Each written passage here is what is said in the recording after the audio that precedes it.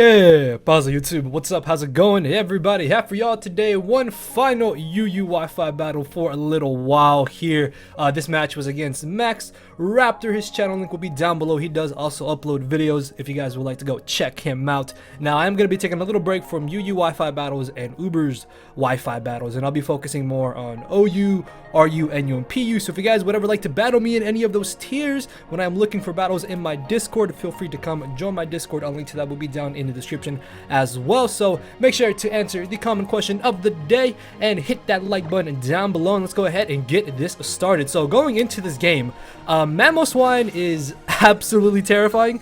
If I lose my Azumarill and my Scizor, then Mammo Swine is actually pretty scary. Also, Superior is a giant issue to this team behind a substitute. So I need to really be careful about that. And I honestly did not expect him to just lead Superior. I thought he would lead off with the Mamoswine or the Bronzong. So I was like, well, Seismitoad is a good lead, right? No, he ends up leading off with Superior, and I'm going to be forced to switch out here directly into my Talonflame. He knows this, so he makes a good double switch into his Manectric, because if you look at my team realistically, Talonflame is the absolute best switch into Superior. There was no reason for me to risk a lot of y'all so early in the match, and my Mega Manectric hadn't Mega Evolved yet, so I didn't want to switch that in to take a Leaf Storm. So he did make a good double there into his Manectric, as this turn I'm going to switch into my own Manectric in hopes that he would actually go for the Electric type move. However, though, him going for potentially the Flamethrower or a Hidden Power there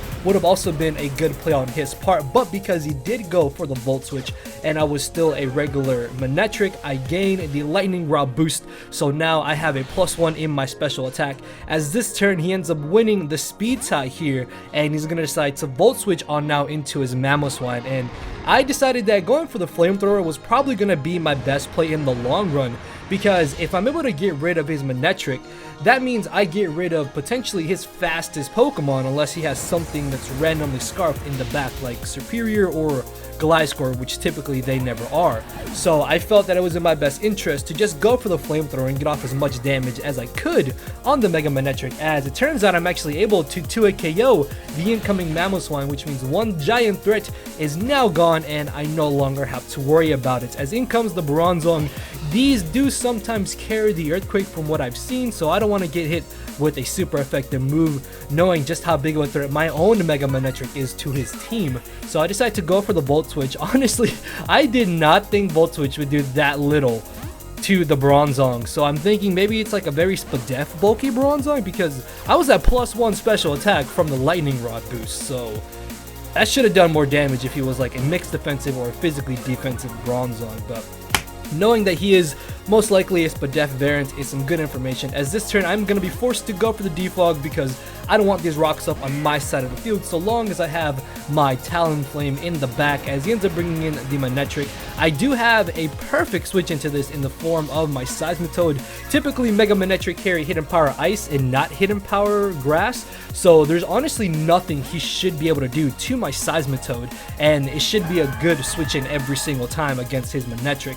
As this turn I do decide to go for the Toxic, expecting him to either want to bring in the Superior or potentially the Milotic, as he did here. I honestly thought he would bring in Superior instead of Milotic, but I will gladly Toxic this Milotic. And I know this may seem a little bit odd to you guys, and that I should maybe be worried, because I now have activated the potential Marvel scale on Milotic, but you guys are going to see that in this match, this Milotic does not gain Leftovers recovery, so it might have actually been a Flame Orb variant. So the fact that I actually got the Toxic off and did not allow him to activate Flame Orb is absolutely huge, because now every time Milotic stays in here, it's going to be racking up poison damage. So I tried to be a little bit sneaky here. After bringing in my Scizor, predicting the Toxic, I thought that I could bring in Seismitoad, expecting him to go for the Scald, but Max does make an excellent play there. Double Toxics, knows that I'm not going to stay in with my Scizor there, and catches my incoming Seismitoad, and while that is a little bit annoying,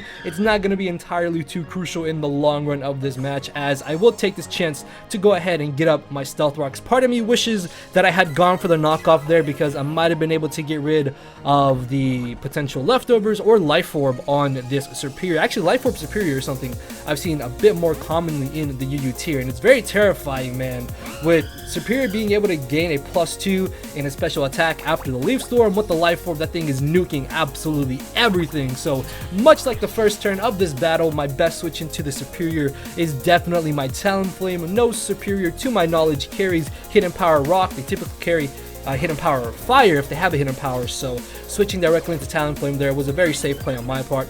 As this turn, I'm going to double out into my Mega Manectric, expecting him to want to bring in the Milotic, thinking that my Talonflame would go straight for potentially the Supersonic Side Strike or just any offensive move in general, but he actually ends up bringing in the Gliscor, and this is still actually really good for me, because if he's not a very spadef bulky Gliscor, I can actually just straight knock him out with the Hidden Power Ice after Stealth Rock's damage. So I really felt like I lost nothing in just making the very obvious play in this scenario by going for the Hidden Power Ice, because with Gliscor being his only real switch into my Manectric, that means that Manectric is still, in theory, a giant threat. And it's kind of crazy to me to think just how good Mega Manectric has recently become in Ultra Sun and Moon. I will almost say that Mega Manectric is probably the best Mega right now in the UU tier. Feel free to disagree with me and let me know what you guys may think is the best Mega, but personally, Mega Manectric is amazing right now in UU, as you might have been able to tell from some of my previous UU battles here. So I believe I brought in my Scizor here as he got up his Stealth Rocks. I thought about maybe going straight for the defog, but I figured that if it really came down to it, I can still defog later in this match. Plus, if I went for the defog, I would get rid of my own Stealth Rocks that I got up on his side of the field too. So I didn't want to have to take that extra turn and potentially give Superior another free switch in. So I felt like being aggressive there, going for the U-turn, was ultimately going to help me more in the long run of the battle, as he makes a very questionable play. I believe him leaving in Mega Manectric was really the biggest misplay that he did in this entire match, because Mega Manectric still would have been a giant nuisance to deal with later in the battle if he still had it, but the fact that I'm able to get rid of it now means that he loses another very scary offensive threat, and now the biggest issue that he has is Superior,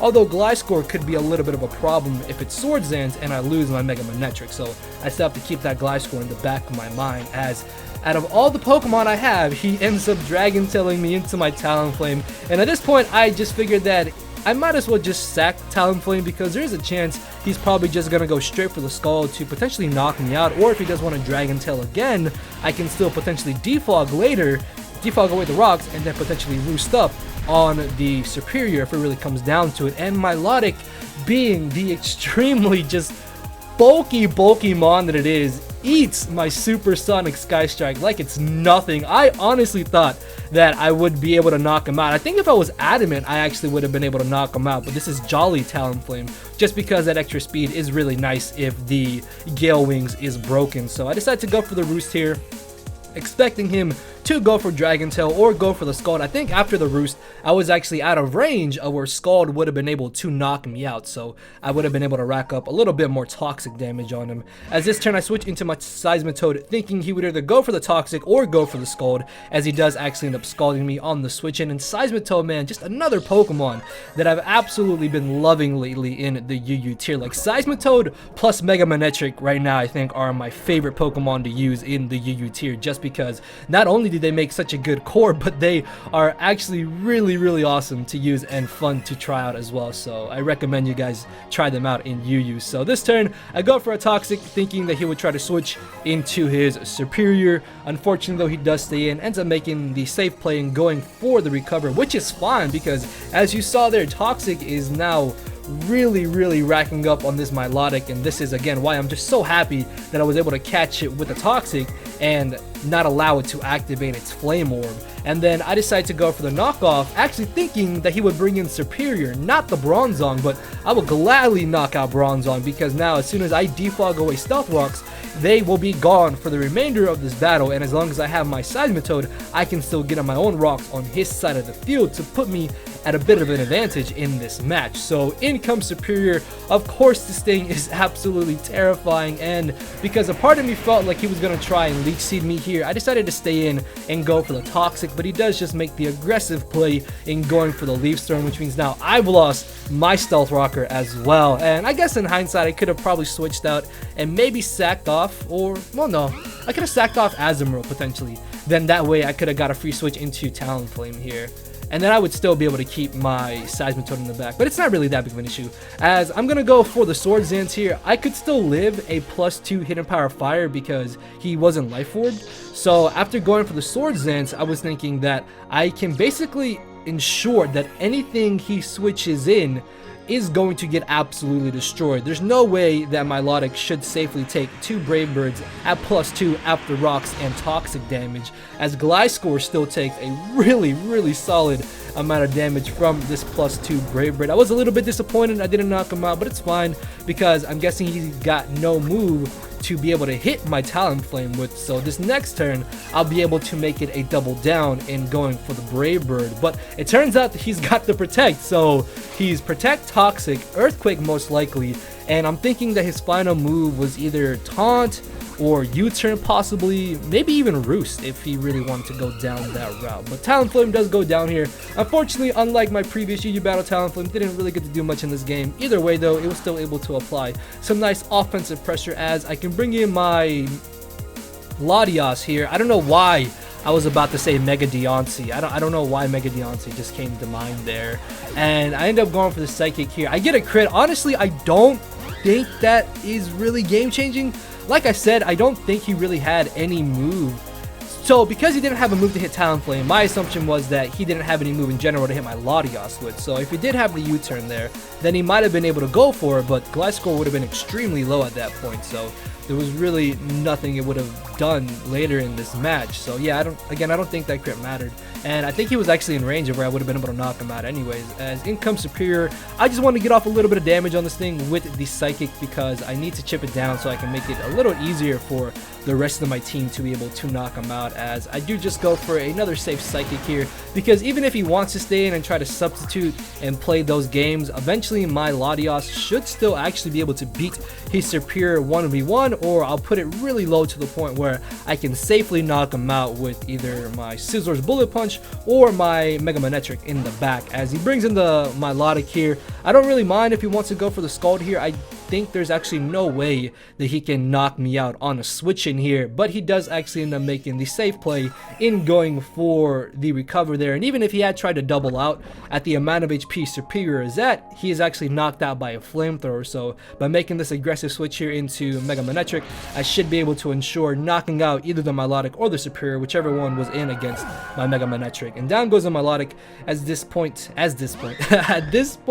his last Pokemon is my favorite Pokemon of all time. Superior, absolutely love Superior, and I'm gonna go ahead and unfortunately finish him off there with the Flamethrower. I apologize for the little bit of lag here. Something ended up popping up on my computer and just lagged out the game there for a bit. But yeah, hopefully you guys did enjoy the fun match. Make sure to go check out Max. Again, his channel link is down below. So is a paste of this team and a link to my Discord if you guys would like to battle me in OU, RU, NU, or PU. So with all that being said, guys, I will see y'all tomorrow with my week 2 PGBL match, a showdown live, and then on Sunday on Christmas Eve I should have another Wi-Fi battle. And yeah, I'll see y'all later. So thank you everybody for watching. No matter where you're at, I'm not here to make friends, it's time to attack and deplete your HP with a final smash. Don't make me turn around and pull a 6-foot hacks. 6 foot hacks, yeah. 6 foot hacks, yeah. 6 foot hacks,